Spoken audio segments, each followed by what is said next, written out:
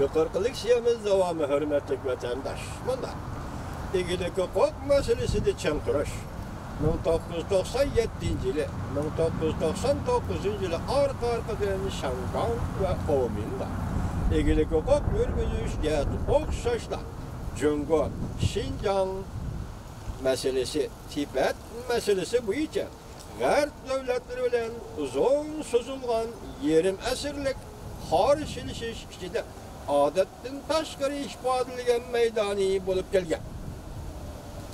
Şinjan meselesi meydani, Tibet meselesi meydani uzun yıllardan biliyor.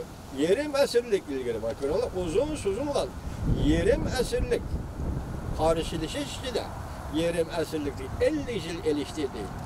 Şinjan meselesi, Tibet meselesi bu G'arb devletleri bilen Cungo uzun sözülgan yerim esirlik karşılaşış içinde adettin taşqari ifadalagan meydani yuqorqidek bo'lib kelgan.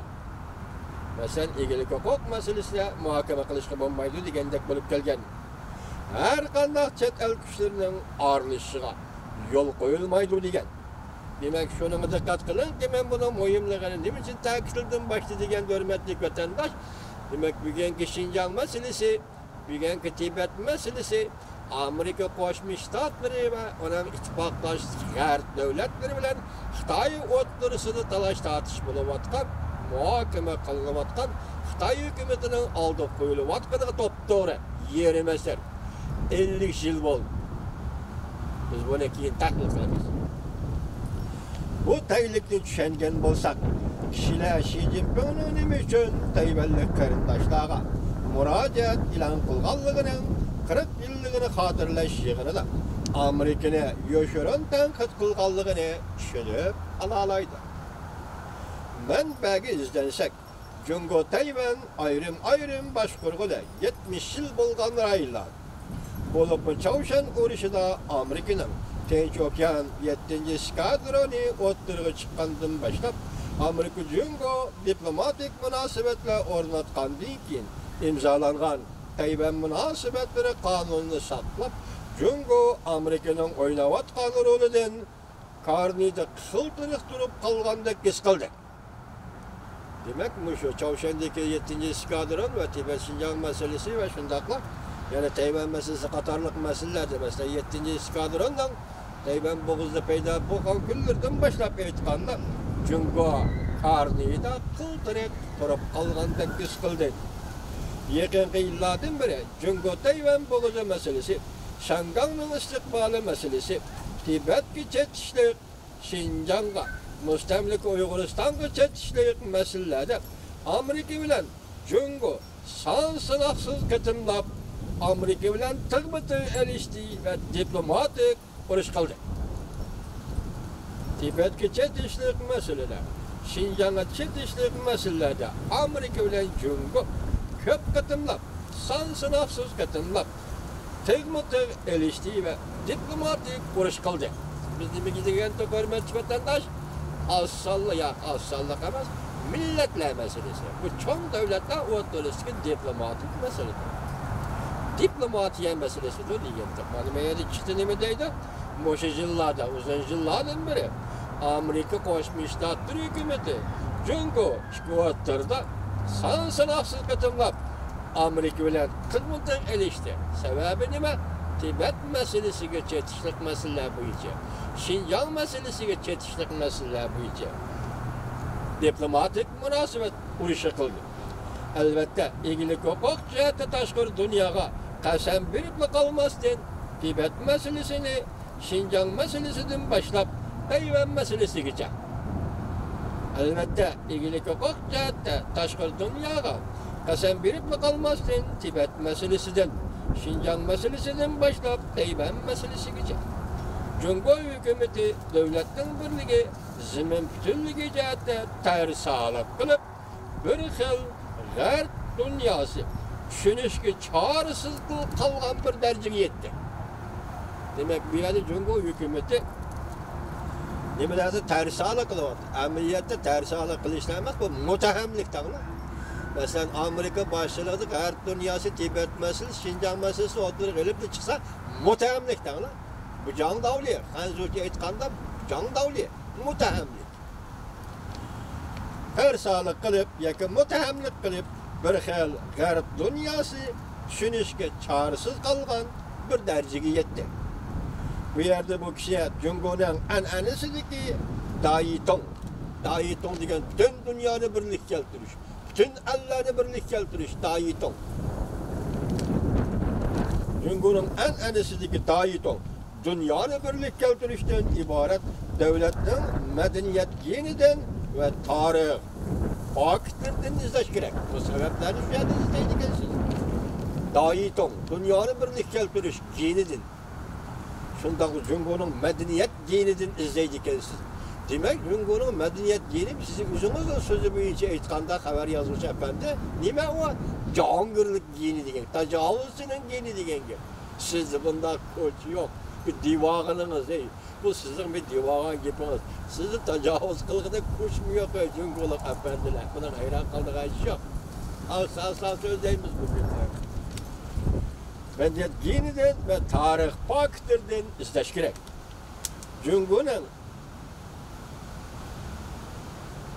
klasik romanı, üç devlet hakkında kıssada başlanış bilenler dünyadaki çoğun vaziyette uzun parçalangan bolsa, çoğun birlik keldi, uzundan biri birlik kelgen bolsa, çoğun parçalanı deydigan hikmet var. Belki tarih bunda bölünüş, parçalanış hikayelerini kayta tekrarlap kelgen. Hem de kişilerge özlüksüz agahlandırış bilip, çak çekiden büsülüp ketkende. Yani cemiyet çak çekiden büsülüp ketkende. El su bilen ot içinde kalıdı. Azap okobet çıkıdı. Makandan ayrılgan kalay makan bir de kalıdı. Şuna devletle birlik keltiriş tersalık iyiliğileri han yaşlıyık tecrübe savakladın kelgen. Han yaşlıyık devletle birlik keltiriş. Sizden o vakti geliki uzun birleşse parçıldı, uzun parçalansı birlik keldi degen gepiniz. İhtimal Çin Şuan dövründeki Xitay'nın 8 beyliki dövründeki işler bolsa gerek. Onun bugünkü Tibet bilen Şinjan, işki Mongol, Tayvan bilen şundaklı Şangang'ın hiç kana alakası yok. Çin Şuan dövründeki 8 beylik. O birlik keldi, Çin Şuan dövrünü kurdu, keyin Çin Şuan ağdırılgandı, keyin parçalandı. Çünkü nime Garbi Han, Şarkı Han deydigan nimeler rasmi yalgan mı yerde tarihi yazıvalı diken kadar. Şu devirde yüzünüzün beylikleri ortasına koyulgan gep bu. Şinjan bilen, Tibet bilen, Mongol bilen, Tayvan bilen hiç kanda alakası yok gepler. Tarihlerden tetkik kılan hazır efendi. Bunu yazgan bilen hesabımız tarihte yani tetkik kılış en mühim mesele. Çünkü felsefesi var tarihte. Tarihten tarih felsefesi dediğin bir planı var. Tarihte tarih felsefesini tetkik kılmışsınız. Eşitilmez o bir jillama o. Mançincay'ın Mançincikini avramlayın kilini birisi yetip taşladı. Mançincay'ın Mançincikini bireyde vazife oldu diye Xruşov taxtdan düştü degandek bir gap o vakit çektiğiniz jillama o. Tetkik kılın. Şu vaxtda andan tarihçi olur size böyle. Bu şu tuprakta yaşayan Cungo Kompartiyası hazır hakimiyet peşindeki partiya sütüde çok doğru yıldız tartıp ketken. Millet Qaraşdırdan ayrılanmaydı. Hele Dayitong'dan ayrılanmaydı iken. Şunlaşqa bugün günü kelgende bu xil ilgilik hukuk Qaraşdırı növbette vazife tavatqan Cungo rəhbərlərinin simmisiga düşdü. Şuna bakadım ki yığında Xi Jinping Tayvan'da birlik keltiriş gerek degen mesele evlat kaldırılması gerek dedi. 2007 yılı 8. ayının 1. gün Azatlık Armiya kurulganlığının 90 yıllığını hatırlaş yığında Xi Jinping biz her kandak kişinin, her kandak teşkilatının, her kandak partiyanın, her kandak vakitta, her kandak şekilde bilen Cungo'nun her kandak bir parça zeminini Cungo'dan bölüp çıkıp gitişke yol koymayız. Her kandak bir kişi devletten ilgili hukuku ziyan salıdığın, bexatarligiga ziyan soladigan, taraqqiyot manfaatiga ziyan soladigan har qanday ochiqni yutib elishimizni, yutib ketishimizni bizning ham xiyol qilmaslik kerak. Chet ellik kishilar diqqat qildiki, egillik huquq masalasi to'g'risida va zemin territoriyasi, talaş tartışlarını bir taraf kılıştı. 2011-yili Jöngo'nun tinç yolu bilen terakki gelişi mavzulu Aktaşlık kitabıda Jöngo'lamla devletin ilgili hukuki zemen bütünlüğü, devletli birliği keltiriş Jöngo'nun canı menfaatidir dep belgilege. Bana hoşilliği ya canı menfaat yani Tayvan Tibet Şangal meselesi 2011-yili 9. ayının 2011-yili Jöngo'nun Aktaşlık kitabıda Jöngo'nun tiçölüp terakki kıldırış ve birlik keltiriş degan kitabıda devletle ilgili hukuk katarlık baklar 2011-yili Aktaşlık kitapta Jöngo'nun hoşilliği yani canı menfaati bugün Tibet, Şinjan, Şangal, Tayvan meselesi canı menfaati hiç vakit kirgizgen değil. Yukarıda endi hazır Tayvan kartılgan mesele bu işe Şinjan meselesi bilen Tibet meselesine kandak koyulganlığını gördüler.